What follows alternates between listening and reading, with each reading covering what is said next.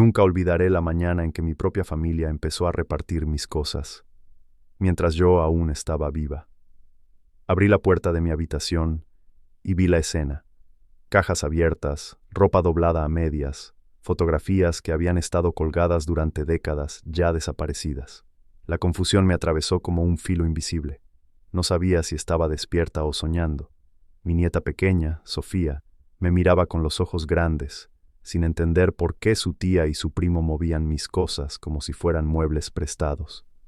Sentí un nudo en la garganta y, por un instante, el aire de la casa pareció más denso, como si los muros mismos me susurraran traición.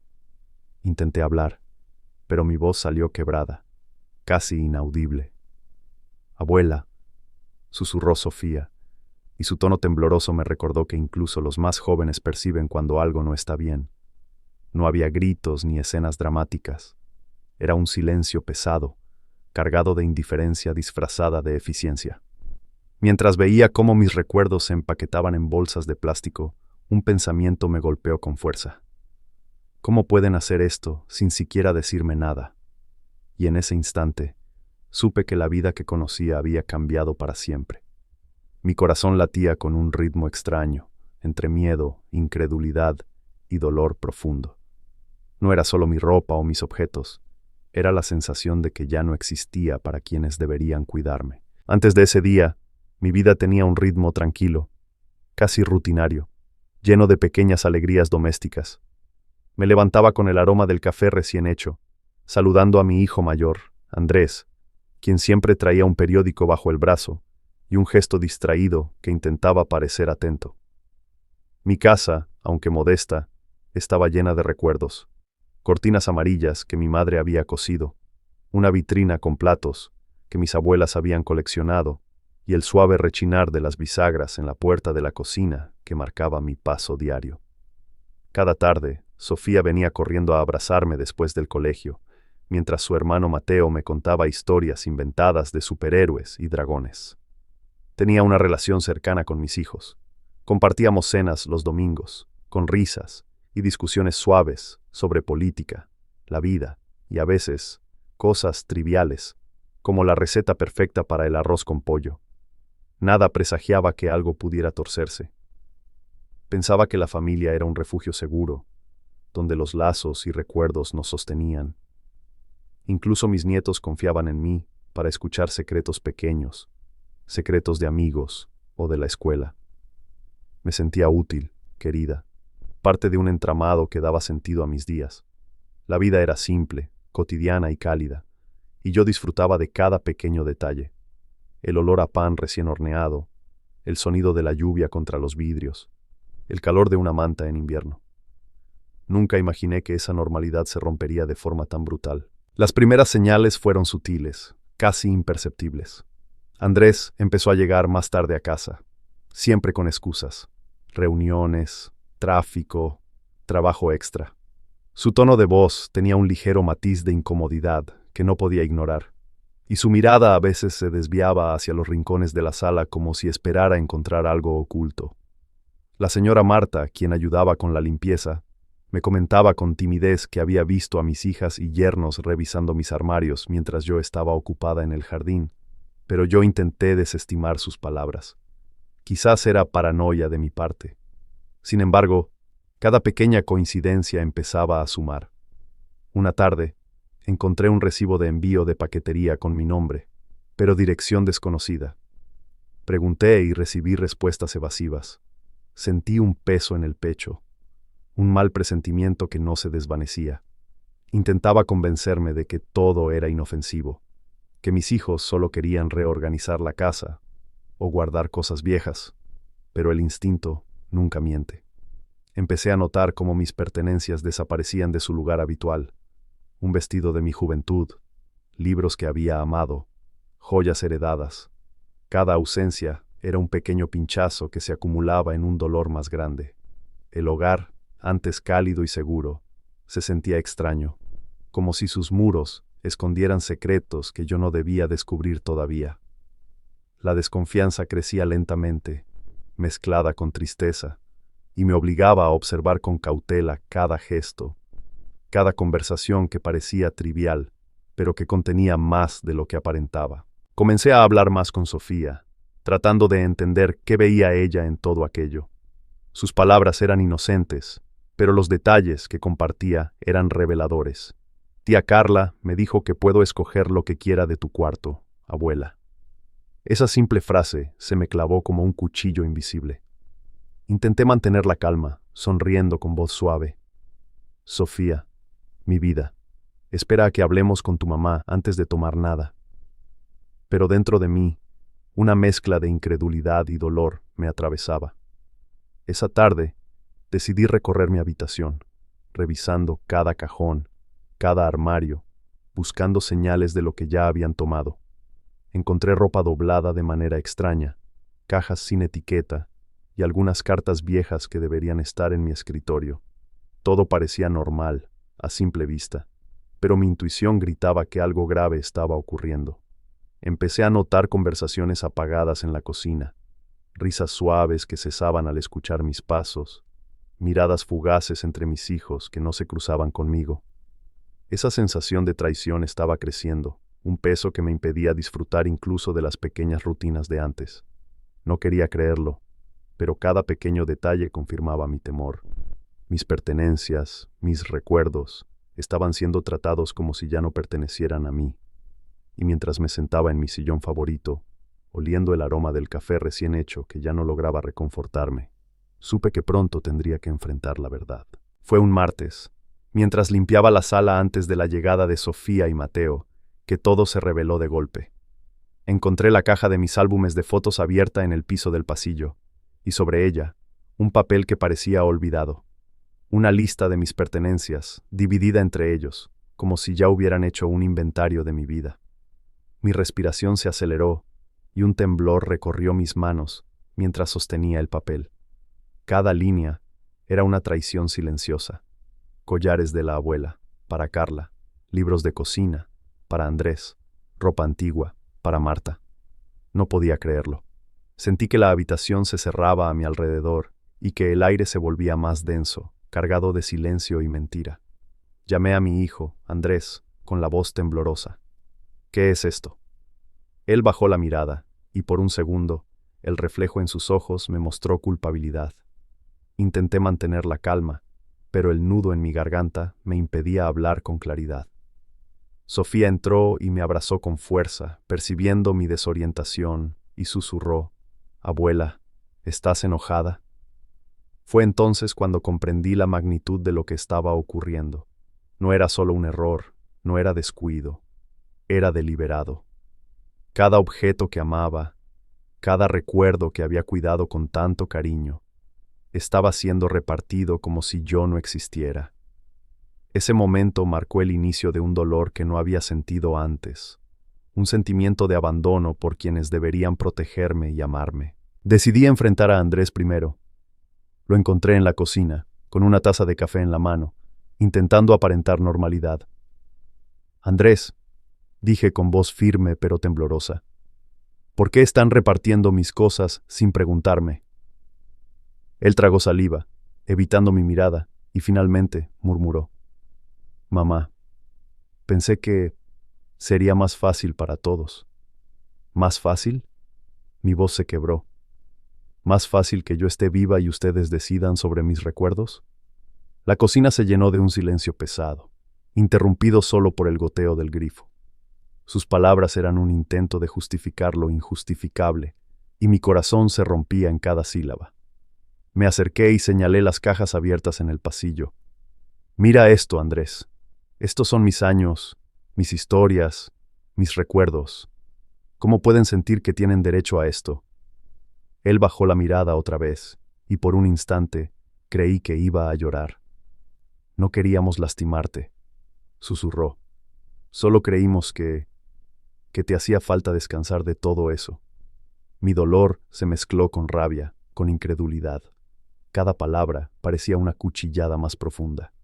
Y mientras sentía cómo la traición se filtraba en cada rincón de la casa, comprendí que la relación con mi propia familia, tal como la conocía, estaba fracturada, y que la confianza que había depositado durante décadas en ellos había sido rota, lenta pero irrevocablemente. No pude contener las lágrimas, pero tampoco quise desplomarme.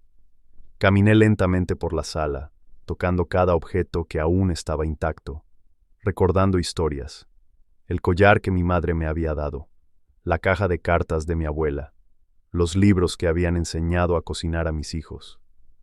Cada objeto era un pedazo de mi historia, que ellos habían decidido tomar sin permiso. Sentí un vacío enorme, una mezcla de dolor y desapego forzado. Mi mente corría tratando de encontrar sentido a algo que no lo tenía. ¿Cómo llegaron a pensar que podían decidir esto mientras yo aún vivía? Recordé cada conversación pasada, cada risa compartida, cada comida familiar, y todo parecía un escenario de traición. Decidí que no podía quedarme en silencio. Necesitaba que entendieran que no era solo propiedad material lo que estaban tomando, sino mi historia, mi existencia misma. Llamé a mis hijas y yernos, y los reuní en la sala. La tensión era palpable, y cada uno evitaba mirarme directamente. «Quiero que escuchen», dije, con la voz firme, pero cargada de emoción. «Esto no se trata de cosas, sino de respeto, de reconocimiento. No puedo creer que estén repartiendo mi vida como si yo no existiera». Hubo un murmullo, excusas torpes, miradas incómodas, y sentí un escalofrío de soledad. La traición era tangible, casi física, y mientras los observaba, comprendí que esta confrontación marcaría un antes y un después en nuestra relación. No podía retroceder.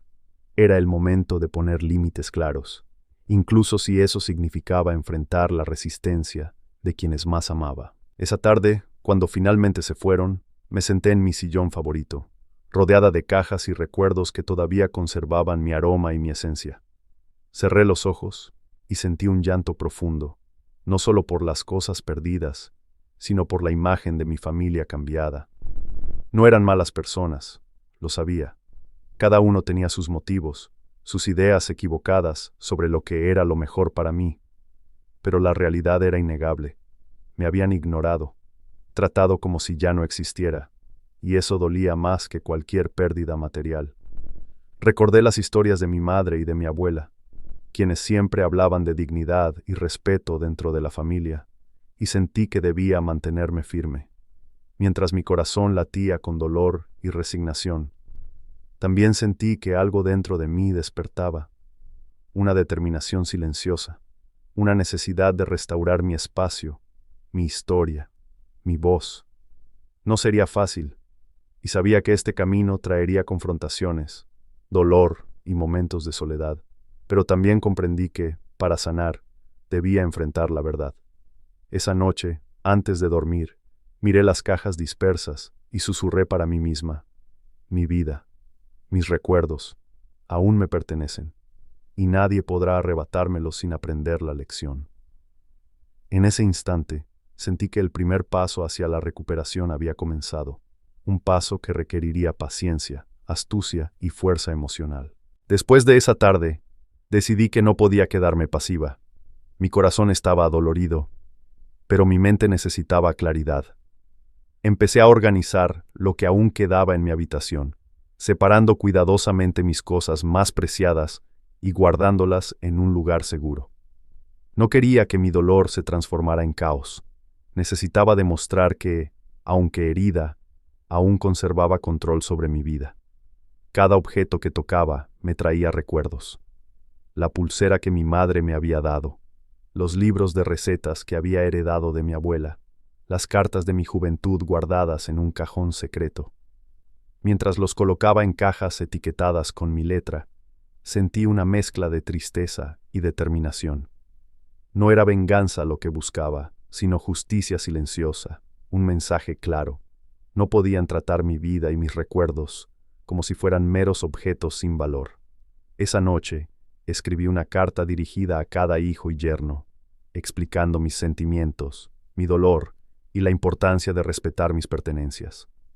No se trataba de reproches, se trataba de abrir los ojos a la realidad, demostrar que mis recuerdos eran parte de mí, y que no podían ser repartidos sin mi consentimiento. Cerré las cartas con cuidado, sintiendo que dar ese paso era un acto de fuerza. Mientras el reloj marcaba las horas silenciosas de la madrugada, supe que mañana sería un día decisivo, y que la conversación que debía tener con ellos marcaría un antes y un después en nuestra familia. Al día siguiente, reuní a todos en la sala, como si fuera un consejo familiar. Sofía y Mateo se sentaron a mi lado, confundidos y temerosos, mientras mis hijos mayores y sus parejas se acomodaban frente a mí con gestos incómodos. Tomé las cartas que había escrito y las entregué sin decir palabra. Esperé mientras cada uno leía, observando cómo las palabras que había escogido cuidadosamente penetraban lentamente en la conciencia de cada uno. La tensión era palpable. Se notaba en la manera en que evitaban mirarme directamente, en las manos que se entrelazaban nerviosas, en el silencio que caía como un manto pesado sobre la habitación. Finalmente, rompí el silencio con voz firme pero calmada. No se trata solo de cosas, se trata de respeto, de recordar que estoy viva y que mis recuerdos me pertenecen. Cada gesto, cada objeto, tiene un valor que no puede medirse en dinero ni en comodidad. No quiero peleas, pero necesito que comprendan que su actitud me ha herido profundamente. Hubo murmullos, excusas entrecortadas, y por un momento creí que todo estaba perdido. Pero luego vi un atisbo de conciencia en los ojos de Andrés, un gesto de comprensión que me dio fuerza.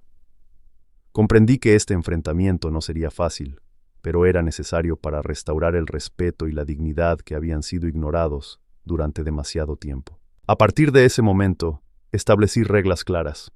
Cada objeto que decidiera donar, regalar o repartir debía ser discutido conmigo primero. Aquello no era un castigo, sino una manera de proteger lo que aún me pertenecía y de enseñarles la importancia de la empatía y el respeto. Fue difícil. Hubo discusiones tensas, miradas reprobatorias, e incluso llantos de Sofía al ver que no podía tomar lo que quería de inmediato.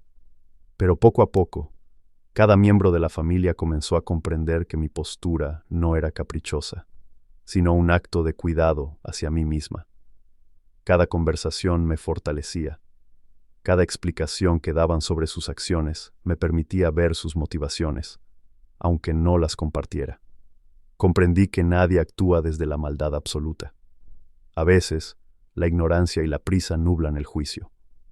Durante semanas, supervisé con paciencia cómo reorganizaban la casa, asegurándome de que mis recuerdos quedaran protegidos, sin crear resentimientos innecesarios. Aprendí a escuchar, a dialogar y, sobre todo, a mantenerme firme en mis límites. El dolor seguía ahí, pero lo transformé en enseñanza y control, en una manera de reclamar mi espacio y mi vida, sin destruir los lazos que aún podían salvarse. Era un acto silencioso de empoderamiento, un recordatorio de que, aunque mi familia había fallado, yo todavía tenía voz y decisión sobre mi propia existencia. Las semanas siguientes fueron un aprendizaje constante. Cada interacción familiar estaba cargada de pequeñas tensiones, pero también de momentos de entendimiento. Noté cambios sutiles. Andrés empezaba a pedirme opinión antes de mover algo. Carla me preguntaba sobre las cartas que había guardado. Y Sofía entendía que mi palabra era importante. Mis pasos por la casa ya no estaban llenos de ansiedad, sino de vigilancia tranquila, de certeza de que mis recuerdos ya no serían tratados como simples objetos. Me di cuenta de que la fuerza no siempre se demuestra con gritos o confrontaciones, sino con firmeza serena y paciencia estratégica. También entendí algo más, que perdonar no significa olvidar, sino enseñar a otros a respetar y valorar. Cada noche, al cerrar las cajas que conservaban mis tesoros, sentía un alivio profundo, una mezcla de tristeza y orgullo. Había logrado restaurar una parte de mi dignidad, y aunque el dolor de la traición no desaparecía del todo, sentía que mi vida volvía a tener control y dirección. Aprendí que incluso en medio de la traición, era posible marcar límites claros, proteger lo que nos pertenece y enseñar a los demás a actuar con respeto. Y mientras miraba a Sofía dormida en su cama, Comprendí que la lección que estaba dejando no era solo para mí, sino también para las generaciones que vendrían. La importancia de la familia, sí, pero también de la dignidad y el respeto hacia quienes aún estamos aquí. Después de que mi familia empezó a entender la magnitud de sus actos, las palabras que había escrito comenzaron a circular entre ellos y, lentamente, llegaron a oídos de los vecinos y amigos cercanos. No había planeado que se hiciera público, pero la sinceridad y el dolor contenidas en mis cartas eran difíciles de ignorar. Una tarde, mientras organizaba la cocina, escuché el timbre de la puerta, y al abrir, vi a doña Carmen, vecina de toda la vida, con el ceño fruncido y una expresión de preocupación mezclada con simpatía. «Abuela», escuché lo que pasó, dijo, y su voz se quebró ligeramente. «Es injusto. Nadie debería tratarte así».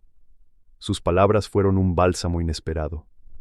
Alguien más había percibido la injusticia, y de alguna manera eso me dio fuerza. Los murmullos se multiplicaron. Los amigos llamaban para ofrecer apoyo. Algunos familiares lejanos comenzaron a preguntar por mi bienestar.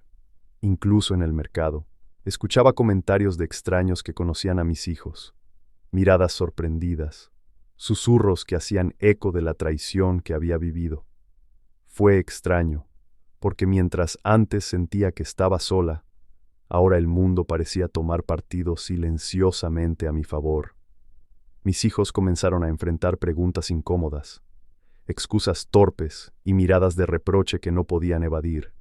La tensión que antes estaba contenida dentro de nuestra casa se extendió a la comunidad, creando un espacio donde el respeto y la moral comenzaban a imponerse de manera natural. Comprendí que a veces la verdad necesita aire, necesita que otros la vean, para que quienes la ignoran comprendan que sus actos no son invisibles. Fue un proceso lento, pero efectivo. La injusticia ya no podía permanecer oculta. Los días siguientes estuvieron marcados por reuniones familiares tensas y explicaciones forzadas. Mis hijos mayores intentaban justificar sus decisiones, alegando que solo querían aligerar mi carga o organizar la casa. Pero cada palabra sonaba hueca ante la evidencia de sus actos. Mis nietos, testigos inocentes de la situación, comenzaron a comprender que sus padres habían cometido un error serio, y eso se reflejaba en sus gestos. Miradas temerosas, silencios incómodos, preguntas tímidas sobre si todo volvería a la normalidad. Sentía un extraño alivio al ver que la comunidad también empezaba a cuestionar las acciones de mi familia. Los amigos venían con regalos simples, palabras de consuelo, y eso me recordaba que no estaba sola, que había quienes reconocían mi valor. En las cenas familiares posteriores, cada conversación estaba cargada de prudencia. Los gestos, antes despreocupados, ahora llevaban un peso de responsabilidad. Andrés y Carla, especialmente, se mostraban más cuidadosos, pidiendo mi opinión antes de mover cualquier objeto, como si cada decisión estuviera bajo la mirada de todos. La tensión inicial no desapareció por completo, pero la conciencia del error comenzó a calar. La comunidad y el entorno familiar crearon un espejo en el que mi familia podía verse a sí misma con honestidad. Fue un aprendizaje lento, lleno de momentos incómodos, pero necesario para que la justicia moral se impusiera sin necesidad de castigos. La verdad se hacía visible, y con ello el respeto empezaba a ser restaurado. Poco a poco, mi familia comenzó a asumir responsabilidades. Andrés tomó la iniciativa de devolver lo que había tomado de manera inapropiada, reorganizando cuidadosamente mi habitación y pidiendo disculpas sinceras. Carla se acercaba con gestos pequeños, devolviendo cartas y recuerdos que había guardado sin permiso, mientras sus palabras trataban de reparar lo que el tiempo había dañado. Incluso los yernos mostraban un cambio. Escuchaban con más atención, pedían disculpas por su indiferencia y comenzaron a involucrarse en conversaciones más respetuosas. La comunidad, por su parte, no solo ofrecía apoyo emocional, sino que se convirtió en un recordatorio constante de que mis derechos como persona y dueña de mis recuerdos debían ser respetados. Cada gesto de reparación, por mínimo que fuera, fortalecía mi confianza y me demostraba que la justicia, aunque lenta, podía imponerse. A medida que los días avanzaban, sentí cómo el peso de la traición inicial empezaba a disminuir, reemplazado por un sentido de dignidad recuperada y reconocimiento social. Aprendí que la consecuencia pública no era humillación ni escarnio, sino una forma de que quienes habían errado comprendieran el impacto real de sus acciones y tuvieran la oportunidad de corregirse.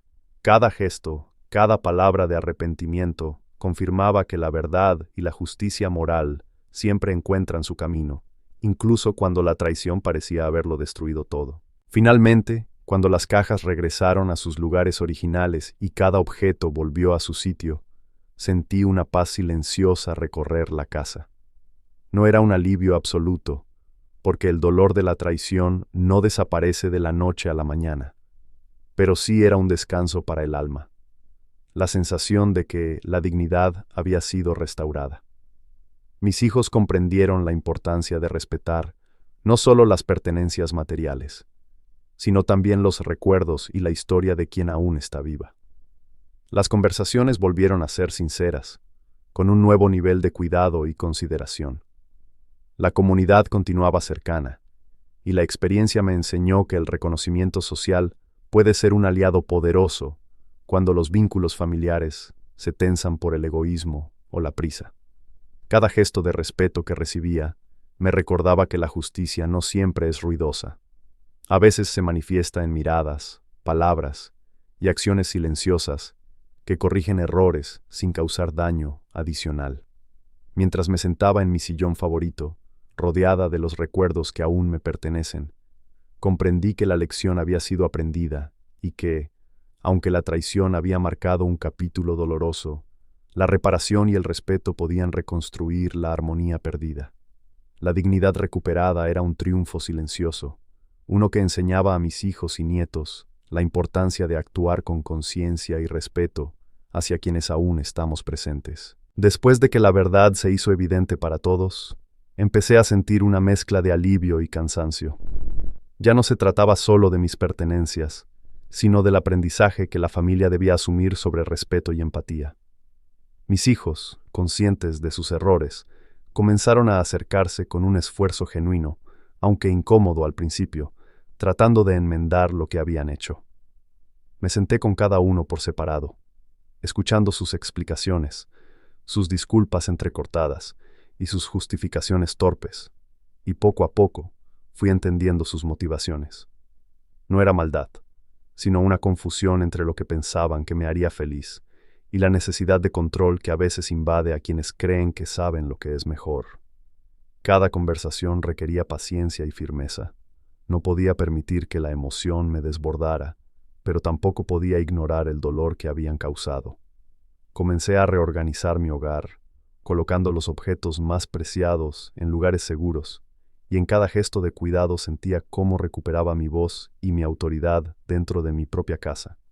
No era un acto de venganza, sino de restauración, y mientras veía cómo mis hijos reaccionaban a mis límites, comprendí que estaba enseñando algo más profundo: la importancia de respetar a quienes aún están presentes, de valorar los recuerdos y la historia de una vida que no puede ser tomada a la ligera. A medida que pasaban los días, mis hijos empezaron a involucrarse de manera más consciente en las decisiones del hogar. Cada vez que querían reorganizar algo, me preguntaban primero, y sus gestos reflejaban una mezcla de respeto y temor de volver a cometer errores. Las conversaciones, antes tensas y llenas de excusas, se volvieron más claras, sinceras y cargadas de responsabilidad. Mis nietos observaban todo con atención, aprendiendo, sin decirlo, la lección de límites y consideración. Incluso en los momentos de tensión, cuando alguna palabra mal colocada amenazaba con despertar el resentimiento, mantenía la calma, recordándome que la paciencia y la constancia eran más poderosas que los gritos o reproches. Cada acción que tomaba estaba pensada para reconstruir la armonía, sin borrar la lección de respeto que debía permanecer. Sentía que, aunque el daño inicial no desaparecía, había logrado establecer un equilibrio donde la autoridad, la dignidad y la empatía coexistían dentro de la familia. Mis hijos estaban comenzando a comprender que la vida no se trata solo de decisiones prácticas, sino de reconocer el valor de quienes están vivos y necesitan ser escuchados y respetados. Era un proceso lento, lleno de momentos incómodos, pero necesario. Comencé a documentar mis recuerdos más importantes de manera más cuidadosa, guardando fotografías, cartas y objetos con una etiqueta que recordaba su valor sentimental, no solo material. Esto no era un acto de desconfianza, sino de precaución. Después de la traición inicial, necesitaba asegurar que nada más pudiera ser tomado sin consideración. Cada objeto que tocaba me devolvía memorias, aromas y sensaciones de años que habían moldeado mi vida.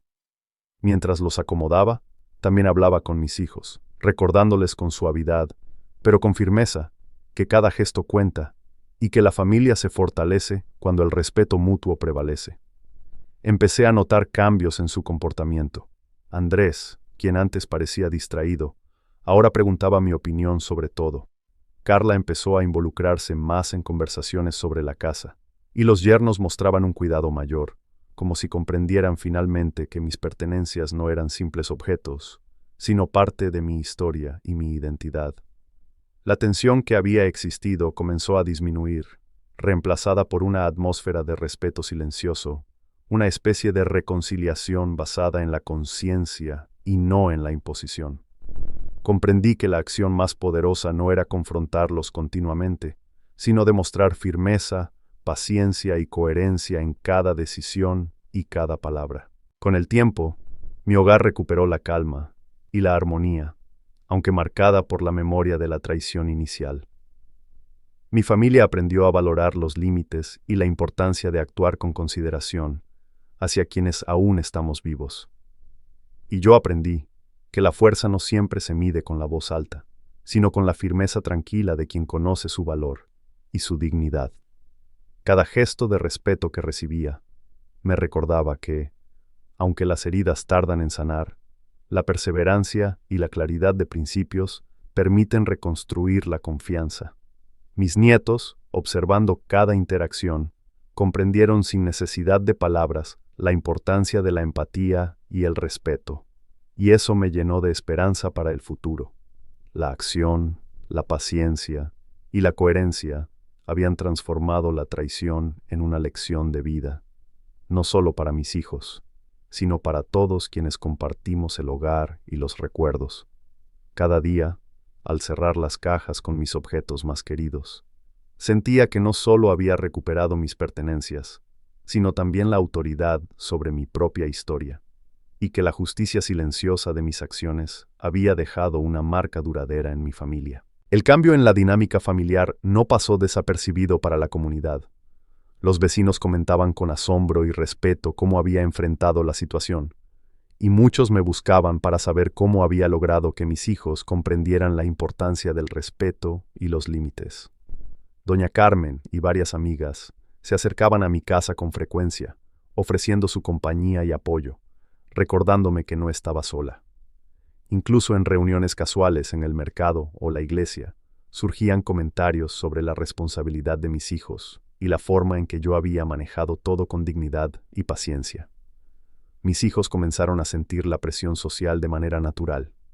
Ya no podían justificarse fácilmente ante sus errores, y cada gesto que mostraban era observado y comentado por quienes nos rodeaban. Sentía un alivio silencioso al ver que la justicia se manifestaba sin necesidad de humillación. La verdad estaba a la vista, y sus acciones tenían consecuencias reales, tanto en el hogar como fuera de él. La comunidad, de manera sutil pero firme, actuaba como un recordatorio constante de que el respeto y la ética familiar no podían ser ignorados. Cada vez que alguien comentaba sobre la situación, mis hijos se mostraban más conscientes, más cuidadosos, y eso fortalecía la sensación de que los límites que había establecido eran respetados no solo por mi autoridad, sino también por la mirada externa de quienes nos conocían y valoraban la justicia. Comprendí que el impacto de la verdad trasciende la casa y llega a quienes nos rodean, reforzando lecciones esenciales de responsabilidad y respeto. Los cambios dentro de mi familia se hicieron más visibles con el tiempo. Andrés comenzó a asumir un papel más reflexivo, consultándome antes de tomar decisiones relacionadas con la casa o los objetos familiares. Carla aprendió a escuchar sin interrumpir y a devolver lo que había tomado, incluso sin que se lo pidiera. Los yernos mostraban una actitud más considerada, reconociendo sus errores y evitando actuar por impulso. Cada uno de ellos comenzó a internalizar las consecuencias de sus actos, y eso se reflejaba en gestos simples pero significativos. Preguntar antes de mover algo, pedir mi opinión, reconocer mis recuerdos como parte de mi historia, y no como simples objetos. Mis nietos observaban todo con atención, aprendiendo indirectamente la importancia de la empatía, la responsabilidad y el respeto por los mayores. La tensión inicial que había llenado nuestra casa lentamente disminuía, reemplazada por una comunicación más consciente y respetuosa. Era evidente que la lección había calado, y aunque el dolor de la traición no desaparecía por completo, la relación comenzaba a reconstruirse sobre bases más sólidas, donde los límites y la dignidad personal eran comprendidos y respetados. Y la comunidad también jugó un papel inesperado pero fundamental. Amigos y vecinos comentaban con naturalidad sobre la importancia de cuidar a los mayores y respetar sus decisiones, creando un entorno donde mis hijos sentían la necesidad de actuar correctamente. Incluso personas que no conocían todos los detalles de la historia ofrecían palabras de aliento y apoyo, recordándome que la verdad, cuando se muestra con firmeza y respeto, encuentra respaldo. Esto me dio fuerza para mantener la calma y la coherencia en mis interacciones, asegurándome de que cada acción estuviera guiada por la prudencia y la justicia, no por el rencor. Mis hijos comenzaron a asumir responsabilidades con más naturalidad, y los pequeños gestos de consideración se volvieron parte de nuestra rutina familiar. Comprendí que las consecuencias públicas no son necesariamente castigos, sino oportunidades para que quienes han errado reflexionen sobre sus actos y reconozcan la importancia de la ética y la moral dentro de la familia. La presión social, combinada con la firmeza personal, había logrado que el respeto se reinstalara sin necesidad de confrontaciones violentas ni recriminaciones extremas. Con el tiempo, la armonía se fue restableciendo de manera gradual pero firme. Mis hijos demostraban con hechos, no solo con palabras, que habían comprendido la importancia de respetar mis decisiones y mis pertenencias. Los amigos y vecinos continuaban ofreciendo su apoyo y reconocimiento, recordando que la dignidad y la verdad siempre encuentran eco fuera de nuestro hogar. Cada gesto de consideración, cada disculpa sincera, cada pregunta antes de actuar, reforzaba la sensación de justicia y equilibrio. Comprendí que la lección que había impartido no solo afectaba a mi familia inmediata, sino que también servía como ejemplo para otros sobre cómo manejar conflictos familiares con respeto y empatía. Mientras me sentaba en mi sillón favorito, rodeada de mis recuerdos cuidadosamente protegidos, sentí que la verdad había sido reconocida y que las consecuencias de las acciones de mis hijos se manifestaban de manera justa y natural. La familia, aunque marcada por el error inicial, comenzaba a reconstruirse sobre una base más sólida, donde el respeto, la responsabilidad y la conciencia de los actos propios eran valores comprendidos y practicados por todos.